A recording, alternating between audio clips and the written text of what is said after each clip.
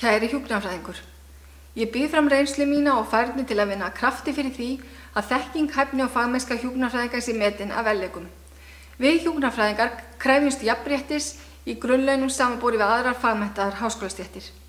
Ég hef það orðspor að vera þrautseig, orkumikil og láta verkin tala. Ég hef framhaldsmenntun bæði í hjúkrunarfræði og í rekstri og víðtæka reynslu í klíník, stjórnun, rannsóknum og kennslu í hjúkrun. Að auki hef ég metnaðinn og kraftinn og góð tengsl sem þarf til þess að ná árangri með hjúkrunarfræðingum. Ég vil nýta fjármuni FIH til að tryggja hagsmuni okkar og skapa ný fagleg tækifæri og velgengni fyrir hjúkrunarfræðinga.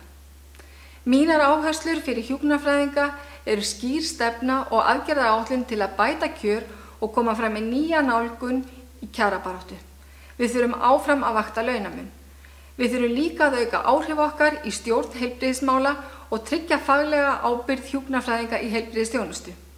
Fjölmörg tækifæri liggja í menntun okkar og rannsóknum og í því að efla nýsköpun og viðskiptatækifæri í hjúkrun.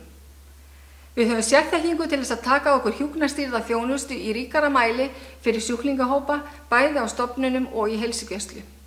Síðast en ekki síst þurfum við að styrkja áfram kröftugt samfélag hjúkrunarfræðinga og efla lýðræði og samvinnu á vettvangi félagsins. Ég hef metnað og sterka sýn á framtíð hjúkrunar.